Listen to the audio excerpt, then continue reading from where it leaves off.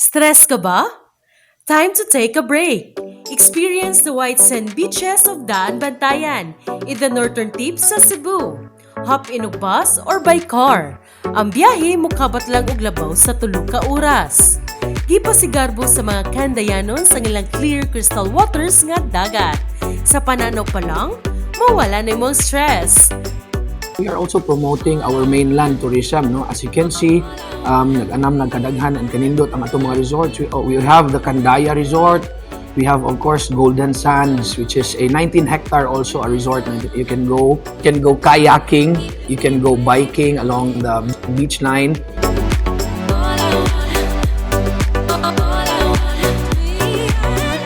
And also in Candaya, you can go horseback riding, no? So we have also Bougainvillea, which is very conducive for the children's, no, na siya water park. Gusto kag adventure? Pwede mo ma-explore sa Malapascua Island, agi sa Maya Port. Ang isla sa Malapascua, sikat kini as a diving destination. Dinhi lang sa Malapascua sa tibuok Pilipinas nga pwede ka makalangoy uban sa treasure sharks na almost on a daily basis.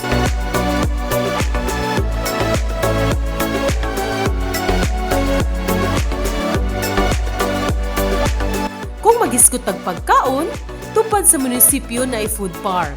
Barato ug lami ang mga pagkaon. Cool and breezy ang dating and very refreshing ang ambience. Good for barkada and family gatherings. So right now here in the municipality, we are trying to develop and atong gipanindot diri ang ato ang Baywalk. As you can see, we have our Candaya Food Park, and phase 2 and phase 3 of that will be our water park here behind the municipal hall. So maybe hopefully by 2023 we can kick off the water park here in Daan Bantayan just behind the municipal hall.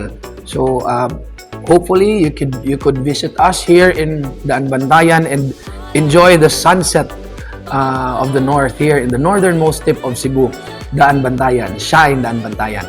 So, in your next lag-lag adventure, make sure Daan Bantayan is in your bucket list. Nalingaw ra ba mo sa atong lag dinhi sa north o baninapod ninyo sa atong next episode sa Laag Ta Bai?